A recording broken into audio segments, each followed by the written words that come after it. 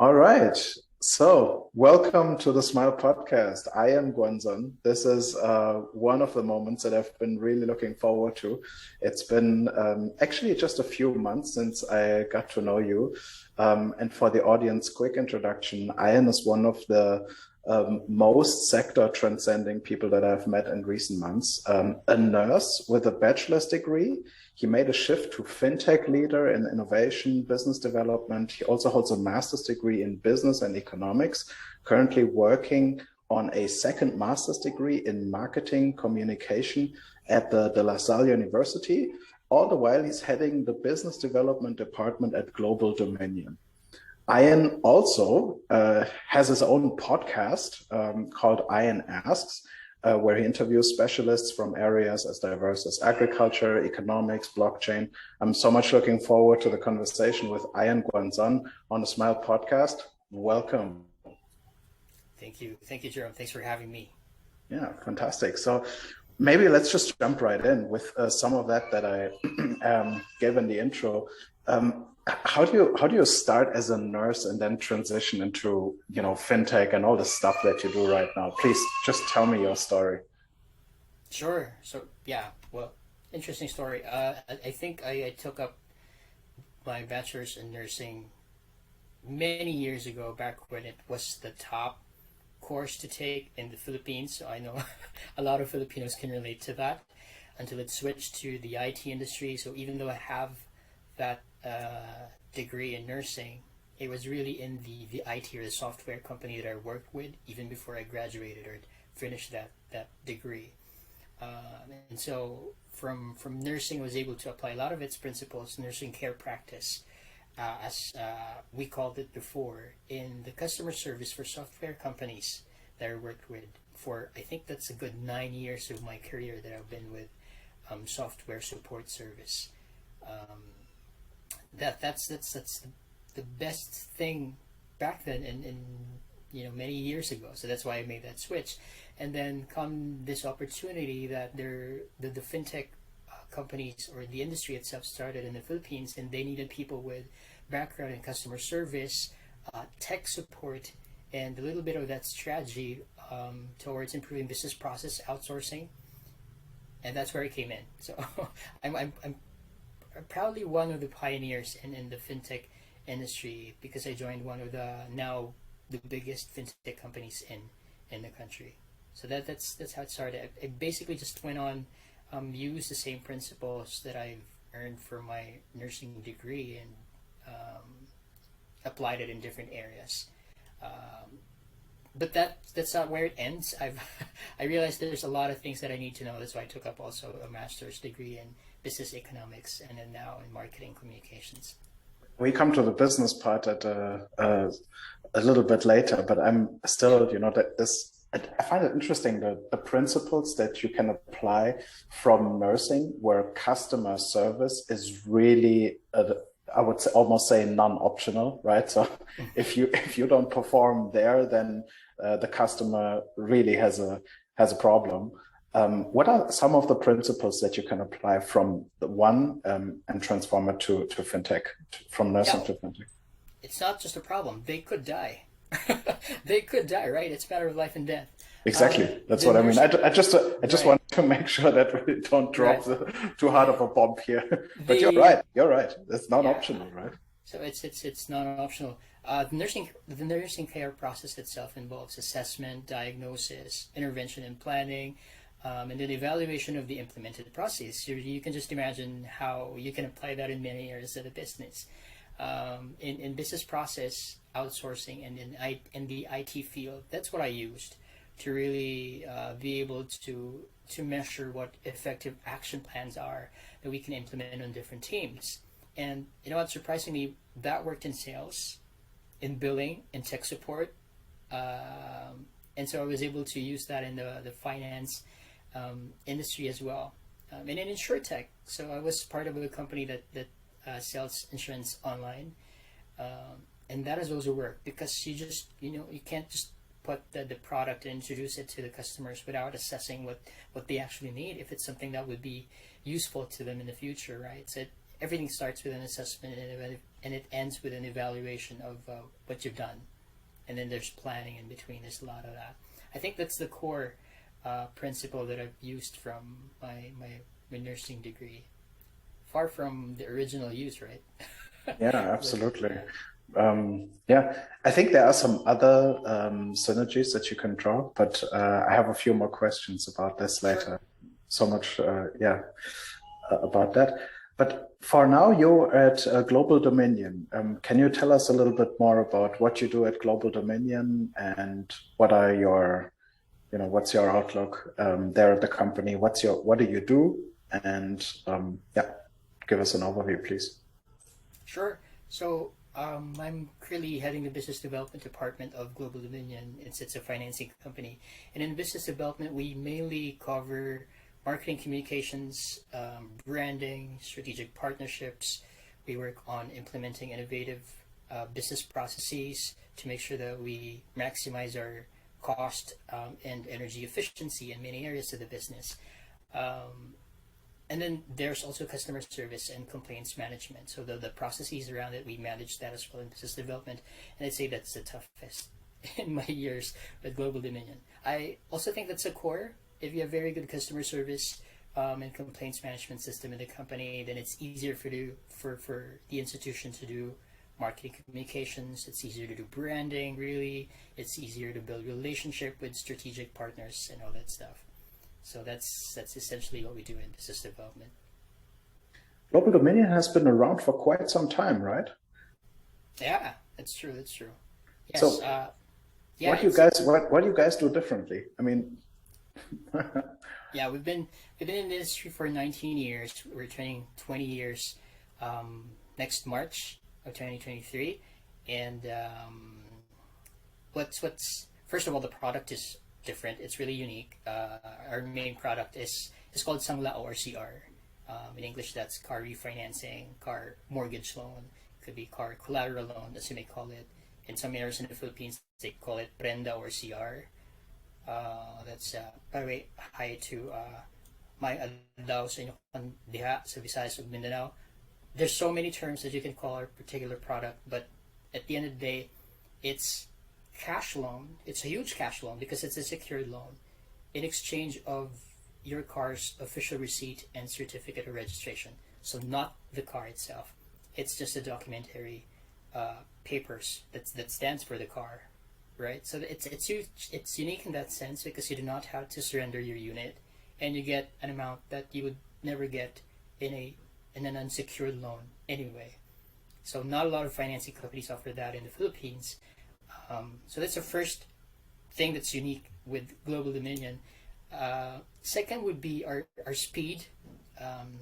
I get this a lot. We get this a lot that sometimes it gets unbelievable. You can apply with your complete documentary requirements and have your unit assessed in the morning, and then you get approved in the afternoon for a loan amount that's as huge as an average of 350,000 pesos.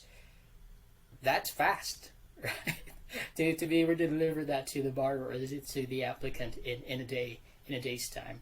And third, and definitely not the least, our focus on MSMEs or the micro, small, and medium enterprises. Number one, we think they're the very backbone of the economy. I mean, a lot of people think that. But number two, we also think that the product is really fit for them. If you have a huge cash need for your business expansion or growth, but at the same time you need your car unit for your day-to-day business operations, this would be the best loan product for you, right? Because you'd get enough to fund your growth, and you still get to keep your unit for your business operations. I'm absolutely blown away sometimes when I hear stuff like this. What do you do different? And then I hear like 3 points that are, I mean, it's out there, right? It's no secret sauce. It's nothing that, like something in a deep tech hole needs to be developed. These are factors that come out of a culture and that are easy to be set, to be replicated, but it really takes a lot of management experience and really endurance to keep these values up and to build a company that's already been in such a, I would say, emerging market to be around for such a long time and successful, obviously, as you guys are. So very interesting. It reminds me a little bit of Enterprise, the car rental. You know, when they started their business, there were already big competitors in the market, and nobody was really believing it. Now they're market leader. Wow. Yeah, so this is very interesting comparison, man. I love it that you guys are built on customer success and happy customers. That's something that I can personally relate to very well. Okay, cool. I was thinking, you know, I wanted to ask you something about bring it a little bit back to technology, and you know, I know that you're a tech geek as well. You're interested in new stuff, and now with all the digital banks that are on the rise, has there been any challenge for you guys when we're looking at, for instance, okay, now there's digital KYC processes, everything is built on the web now. We're even talking about Web3. We can talk about that a little later. But what do you see specifically about you know, that change, and how can you, as a, you know, head of business development, drive that change within your company, or what are your plans as far as you can tell? Yep. Well, in Global Dominion, we eat challenges for breakfast every day. It's not easy to face, but a lot of adversity, especially, you know, at the height of the pandemic lockdowns in the Philippines in 2020. And I think it's safe to say that we were forced to to do a lot of changes internally. Um, it's a lot of us think that the digital platform is the answer, and I know it is, but it's only going to be helpful and supplemental if you have a good business core, right? We've made a lot of changes in the recent years, and a lot of it really worked just because we had a working process in the past. Honestly, prior to the pandemic, we were still using a lot of the traditional ways to know our customers, and we were really good at it. Just to share with you, we have, I think, the lowest non-performing loans ratio in the Philippines for a financing company, and that is a testament to how well we know our customers.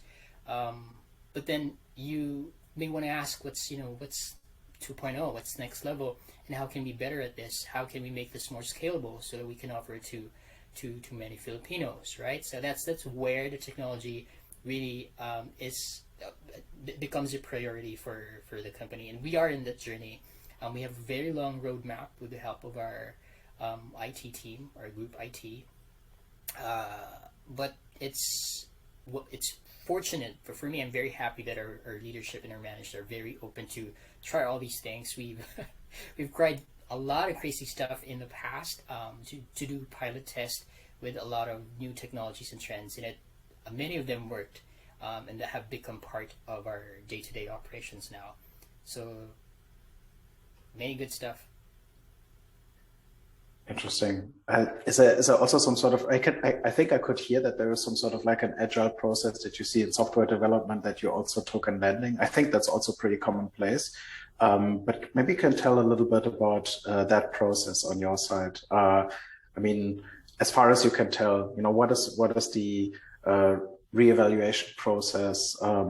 What do you like to experiment with? You know, different areas, geos, or what you can tell in terms of you know, risk management in this direction?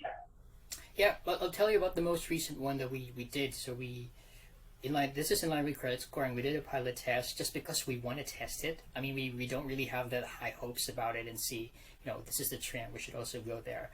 But it was only when we tested it that we really saw the benefit of applying it. We thought we were already good at our non-performing loan ratio in evaluating our clients. You know, efficiency is there for sure. It's going to come when you evaluate the technology and use it. But we realized that we could lend to more people had we known more about them, right? I mean, someone who you can, you know, previously just reject or decline for a loan application. But with the use of a technology, you can say that, you know, maybe we should give this person a chance, because in any way, it's a win-win-win. You know, when you lend to this particular person or business, he would be able to grow or expand his business, and his clients will also benefit from that particular growth. So after that experience, our process has changed into really onboarding different technologies, with less priority or weight to what we really need, but maybe because there are a lot of things that we do not know of yet, right? So that's how the paradigms change, and that is an important development for me, especially in business development, for leadership to be really open to that idea, to that experimentation paradigm. I'd say that's how it switched. So right now we are able to onboard and test a lot of different technologies, and the challenge is really our bandwidth to accommodate all of them and do all the pilot testing, sometimes all at once in a particular period. Oh yeah, I can imagine. If you test a lot at the same time, well, then statistically it gets a little bit difficult. So you have to separate into different groups. But yeah, but you guys are a big company, so you'll make it happen. Sure, Maybe we have maybe to. on that note as well. So we know that the Philippines doesn't exactly have a set of credit scoring models, and I think that just hits in the right in exactly the same direction as what we just discussed. It's unlike the US where you have like four very prevalent credit scores. Um, there's not really something like that in the Philippines that would be as effective for individual borrowers. Um, what are your thoughts on this?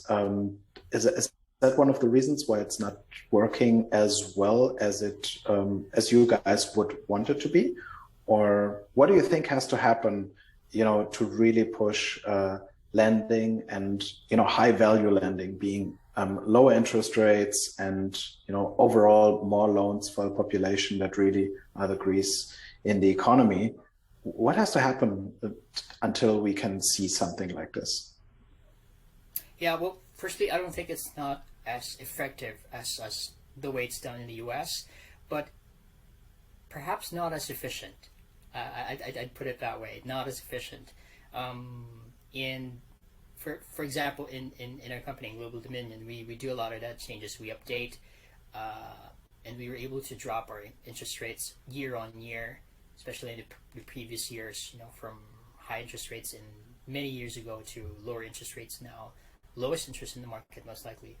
And so it's helpful to us to get to know more about our customers. Now, when it comes to credit scoring models, there's a huge difference in the way it's done in the U.S. and the way it could potentially be done here in the Philippines, because I looked at some of the how many loan or financing companies in the U.S. and in Europe does it.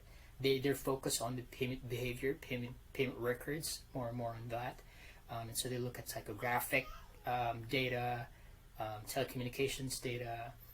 But in the Philippines, I know for many financing company, it's not like that. You look at available or previous loan or historical data with the previous financial product availment. That's many of us look at, and so I think for that change to really happen, or for an actual credit scoring algorithm or model to be incorporated in a lot of financing companies' business, there has to be a paradigm shift in the end of the financing companies, right? They have to understand how correlated or aligned the other data are to the payment behavior, which would be of benefit to the financing companies, right? And the second is there has to be a community change as well. Are our customers ready? Are they there? Would they be able to understand why these information are needed from them? So there has to be two. Because right now, if you look at the documents collected by the financing company, in the first reason that I provided, they'd ask you for a bank statement, previous loan encounter. Even if you connect it to a particular credit bureau technology, it's just going to review your previous experience, the previous loan experience of that particular applicant. It's not so much about how this particular person is paying his or her bills, right? But in the U.S., it's a big thing. The payment behavior is something that's as important as the previous historical loan encounters of that particular applicant. Here, we have to be able to understand that first and change that paradigm, that these are correlated, these are aligned, and this will reflect the actual payment behavior in the future as well, which will be beneficial for both the applicants and the institution. Because again, if you understand them more, if you know them more, you'll be able to lend more to them, and that means growth and expansion for financing companies as well.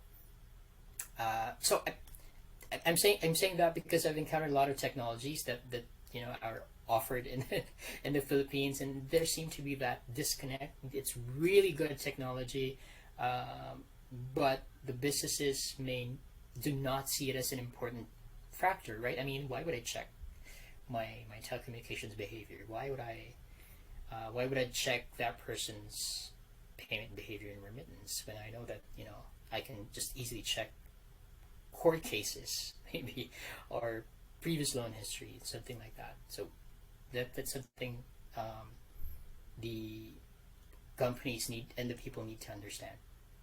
Do you think if I make another comparison to the US where everybody has, like 5 bank accounts, 7 credit cards, and you see that consumption, right, on a high frequency, you swipe your credit card, like you buy a coffee with your credit card, and then you on purpose use that credit card to essentially take credit and make sure that you pay it back within the next 30 days to actually get the upgrade on your credit score. I think the American consumer is already domesticated to that extent that they see the benefit in it. And when you pay back on time, you don't pay any interest, and it essentially shows a continuation of your well-behaved payment history.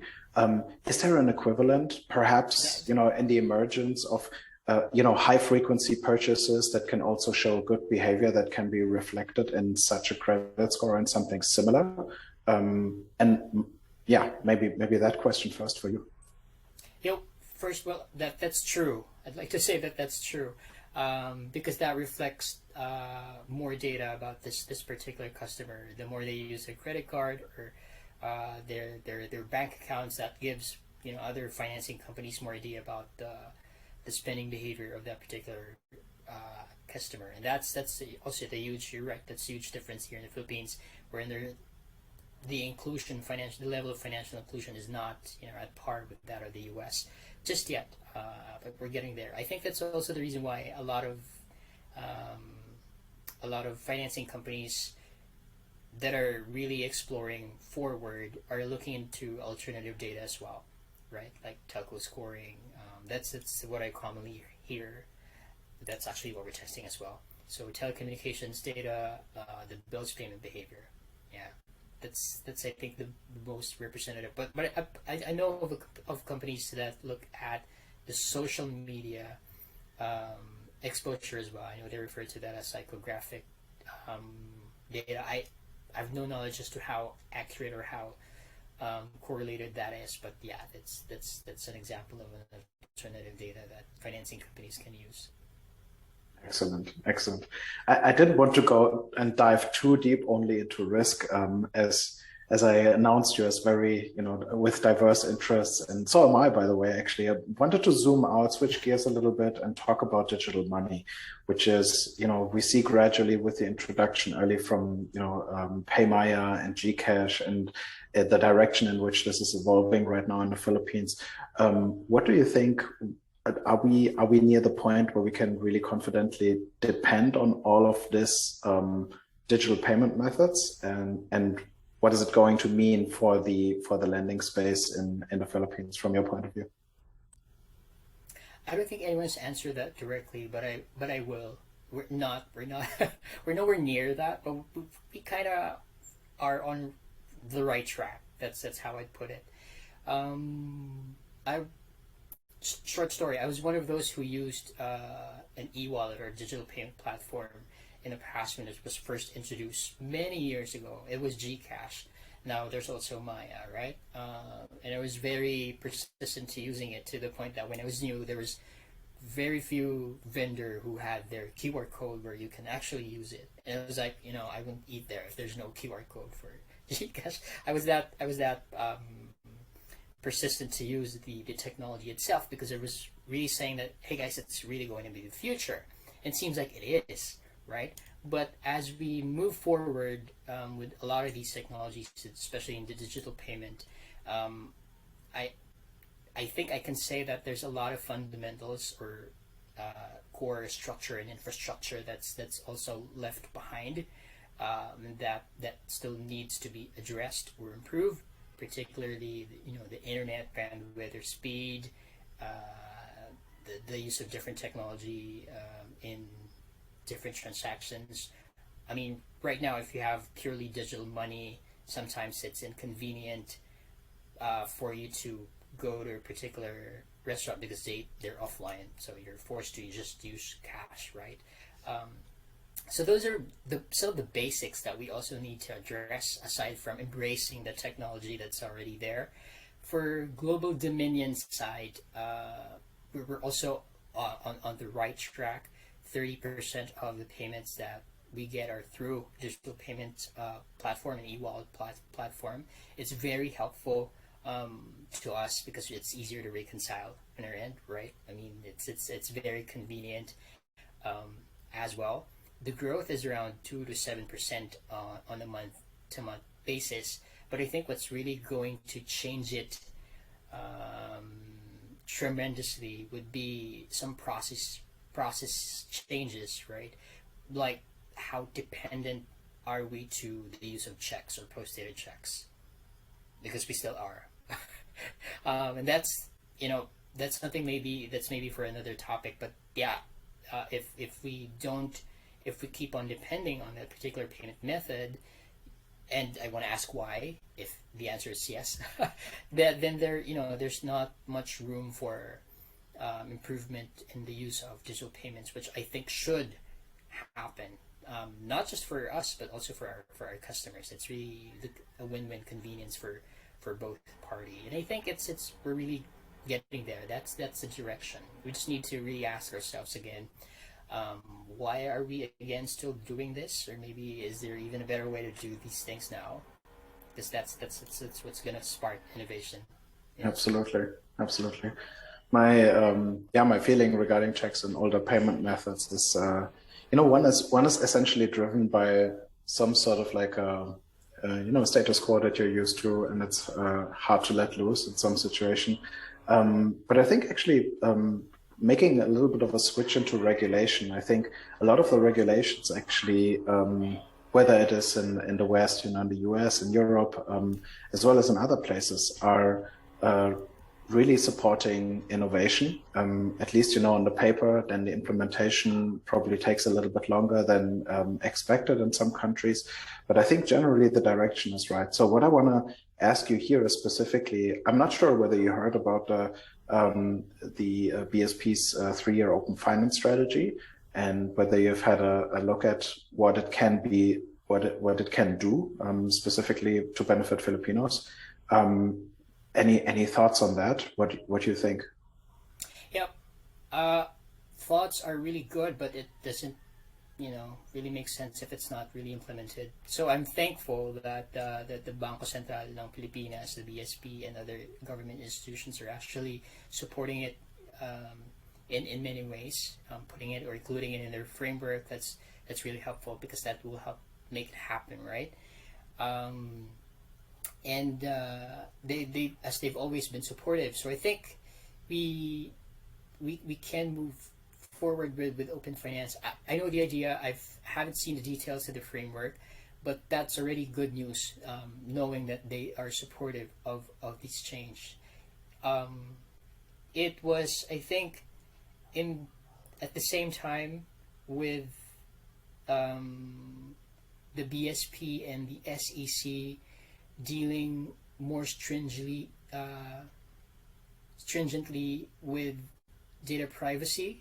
If you can remember, I think it was in the same year that those two surfaced in the finance realm in the Philippines.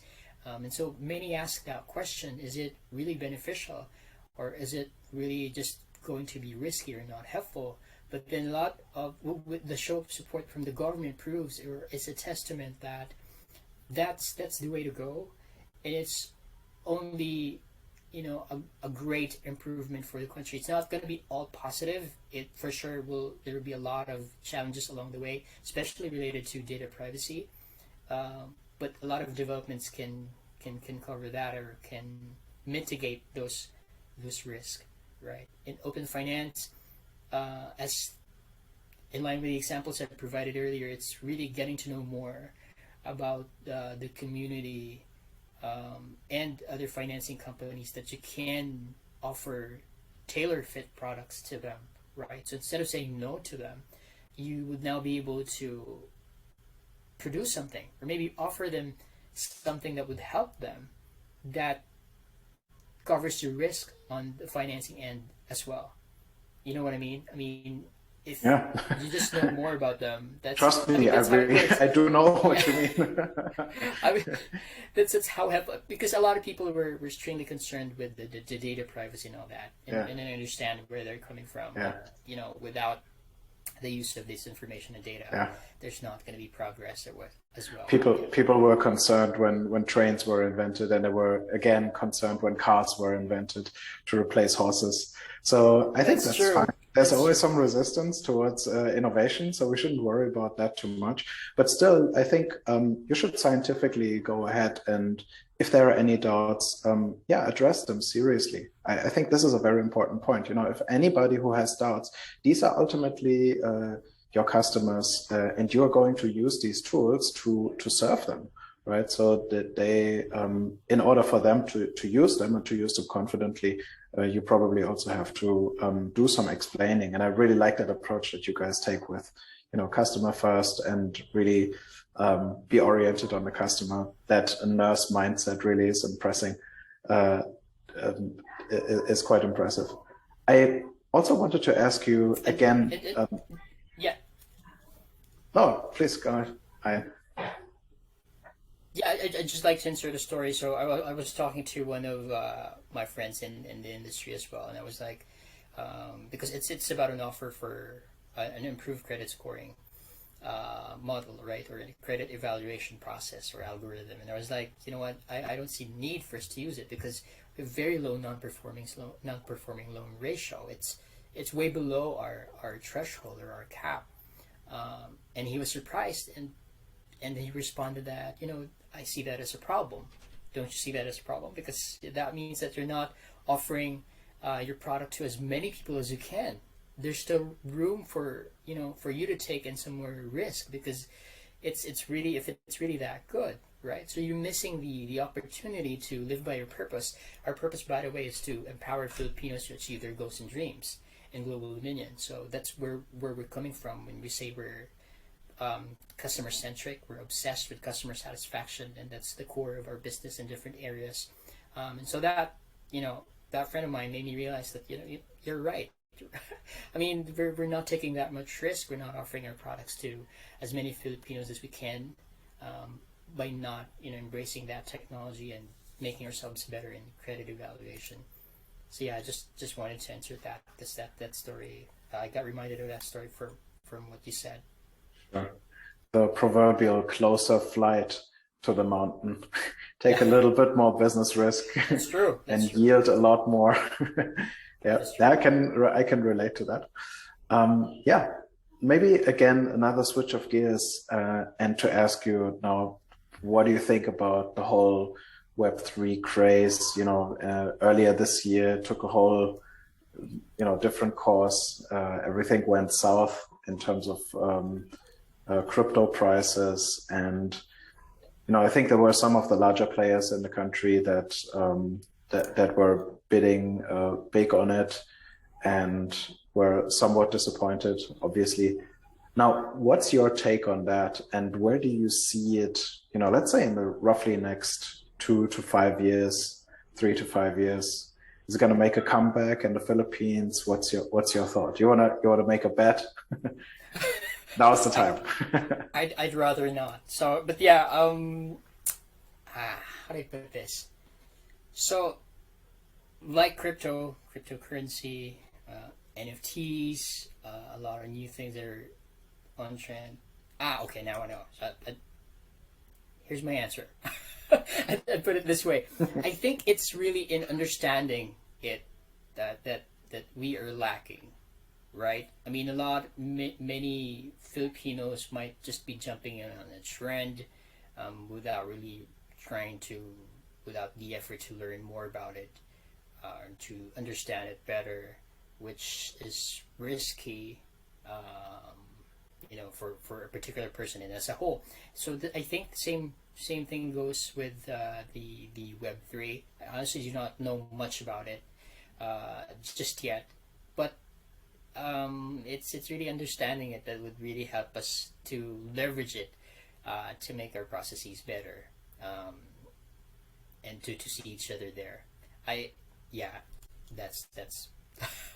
I do not want to say A more. I was about to conservative, say more a, about yeah, a conservative take on the topic, but I can yeah, understand. yeah, yeah, It's so hard right now to, just take a little bit of a look into the future, and yeah. to really grasp the whole topic, is incredibly hard as we're still learning. So many people say this is like in the early 2000s of the internet when you want to learn a little bit about Web3.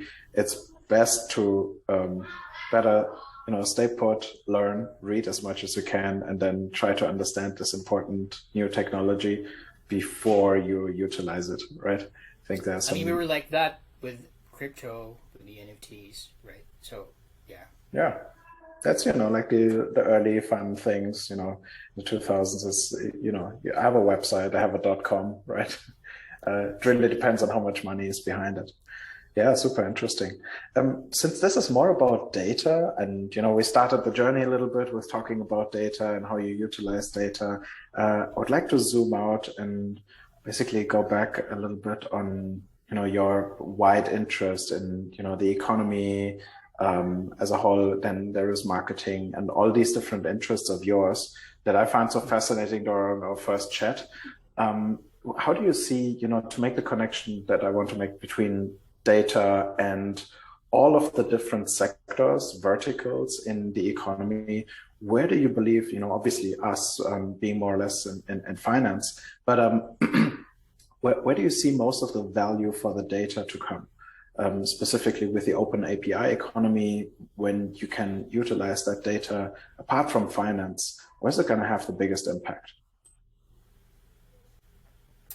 uh, it would be mainly in the business market, I'd say, because in the finance is more of I look at it as a push, right, in the economy. That's during the major lockdowns in 2020. It was the first one to instigate that, push for economic activities.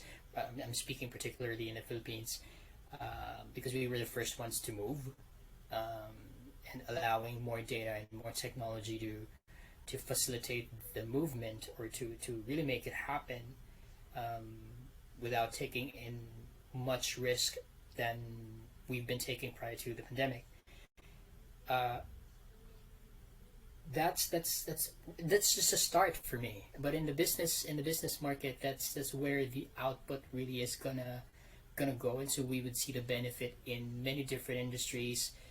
For the Philippines, it would be for the services sector, right? It's the team or industry would The feel BPOs, you mean, that, perhaps? yes, Yeah. but that's Okay. that's just one. But there's a lot of different services sector in the Philippines, right? There's a lot of business in there, but that's where most of I'd say that's where the most of the value would actually go. It's hard to measure a lot of things in the service sector. In the agriculture, it can be easy. In the industry, it's a lot easier actually. But in the service sector, there's a lot of things that we still need to understand. Um, in the Philippines, we're good at it, but do we know why? Do we know in particular what's the great asset? What particular component can be pushed further to, you know applying the Pareto principle would make us move 80% there or farther than where we are right now, and that the use of data in different areas would help that, and the output of the financing company would just fuel that expansion. So I know that may be too far, but that's how I've been imagining it. It's really going to push a lot of the sectors in the Philippines if the industry is if the finance industry is supplied with, or is using, or maximizing the data that it has, or being able to obtain the data that it needs to function properly.